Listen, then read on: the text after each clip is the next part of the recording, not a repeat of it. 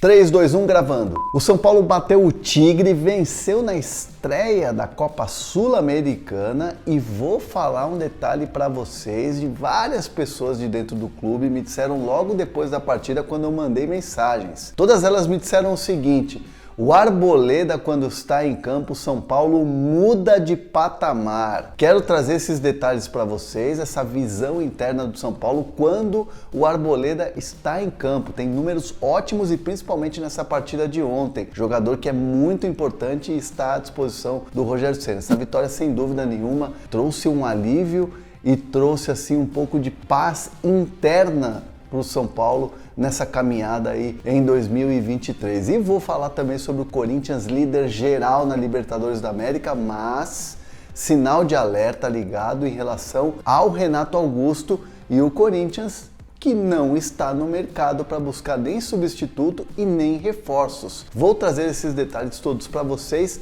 mas antes, se inscreve aqui no canal, ativa as notificações, compartilhe os vídeos. Todos os dias a gente traz informações para vocês, e antes de começar a trazer essas informações para vocês, eu quero dar um recadinho para vocês aqui, se liga.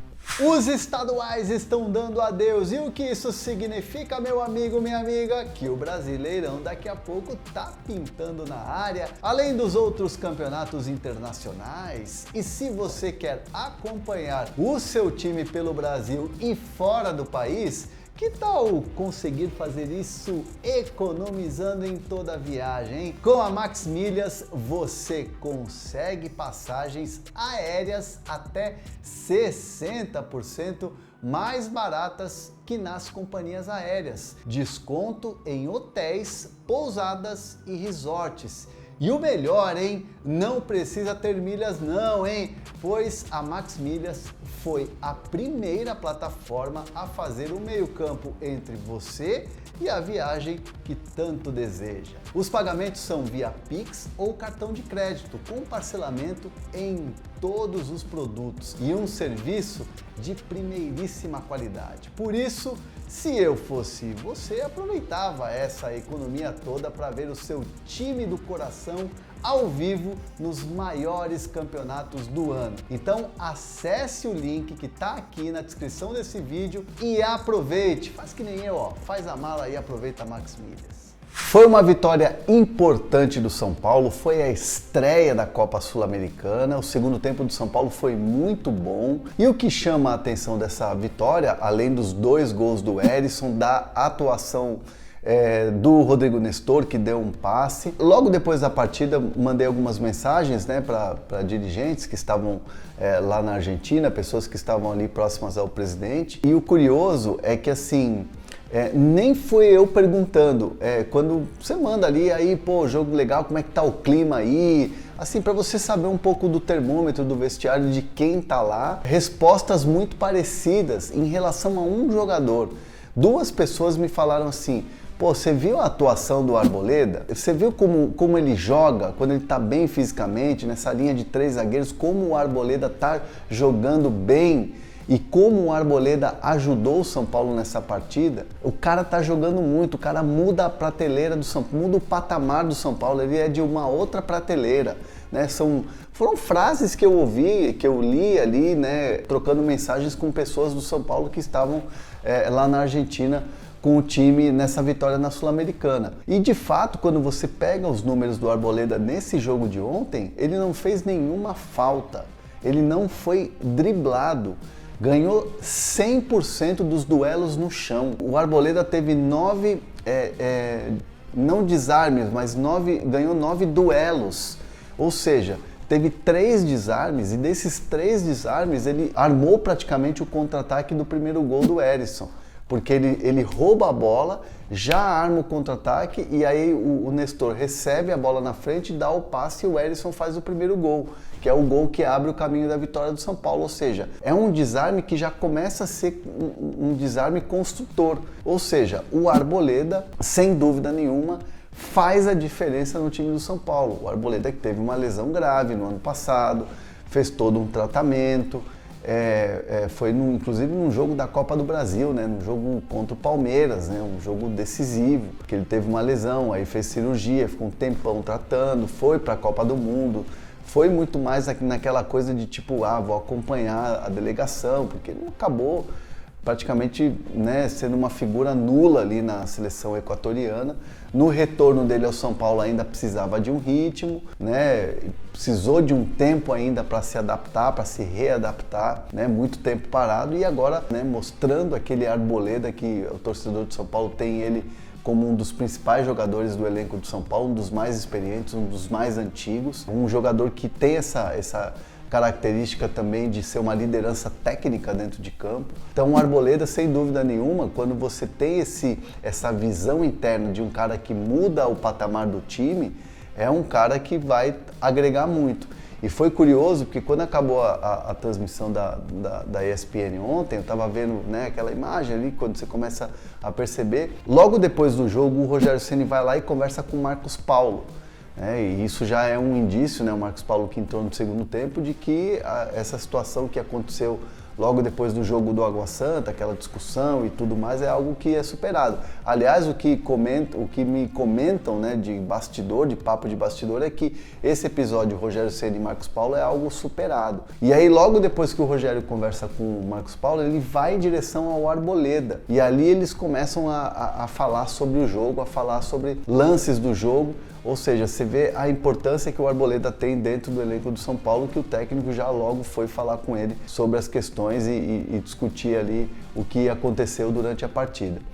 Sem dúvida nenhuma, esses números, tudo o que aconteceu na partida de ontem mostra que o Arboleda é esse cara que o São Paulo precisava como reforço para essa zaga do São Paulo. Uma zaga que agora vai ter 3 componentes ali, né? O Alan Franco junto com o Beraldo, que é muito promissor, né, que é um jogador que o São Paulo bota muita expectativa. O São Paulo vai trabalhar muito nessa linha de 3 zagueiros, com o Arboleda jogando num nível diferente mesmo e deixando todo mundo satisfeito, e com essa percepção interna de que o cara muda mesmo o patamar da equipe São Paulina. Deixa seus comentários aqui sobre o Arboleda, jogando muito bem mesmo, e se ele é tudo isso mesmo para a equipe do São Paulo. E o Corinthians estreou na Libertadores contra o Liverpool, é um time bem diferente na questão, né, de tamanho, de camisa, de peso e tudo mais. O Corinthians fez 3-0, poderia ter feito muito mais, com grande atuação do Roger Guedes, com grande atuação do Fagner, com grande atuação do Paulinho.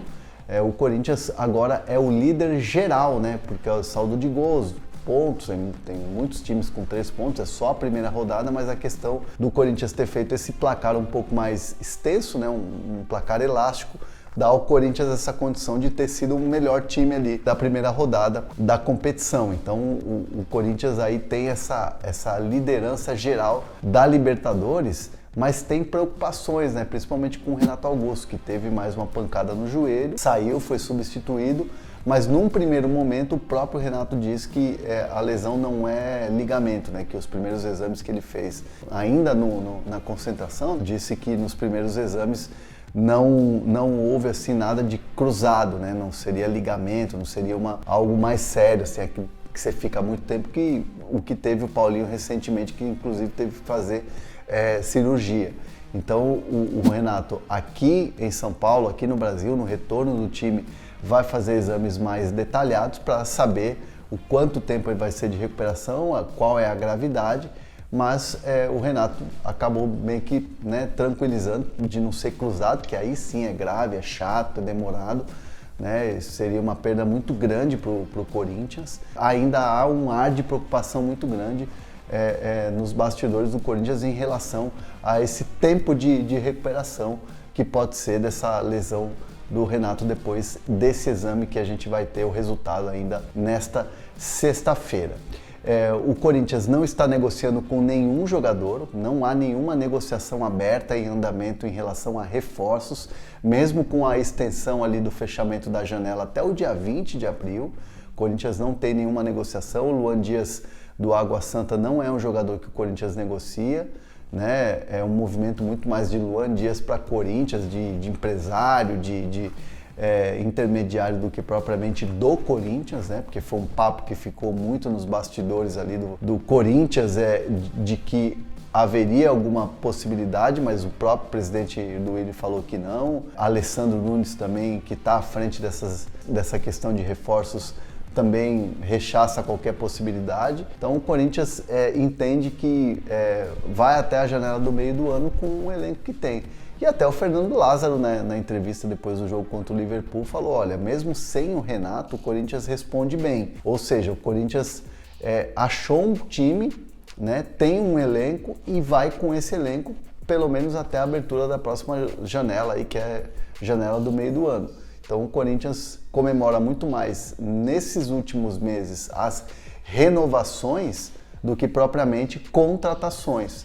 Né? Renovou com o Yuri Alberto, renovou com o Maicon, agora renovou com o garoto Pedrinho, né? Foi uma renovação muito comemorada internamente no Corinthians, então o Corinthians está se dando por satisfeito, mas claro, fica um sinal de alerta porque o Corinthians não tem um substituto para o Renato. Por mais que o Lázaro diga que o Corinthians está bem ali, que está achando um time mesmo sem o Renato, fica um sinal de alerta. E eu quero que vocês comentem aqui no vídeo. E aí, tem que ir ao mercado atrás de um reforço para Renato Augusto, né? Com essa questão de conviver com tantas lesões? Deixa seus comentários aqui. Se vocês não se inscreveram no canal, se inscrevam, ativem as notificações. Tamo junto.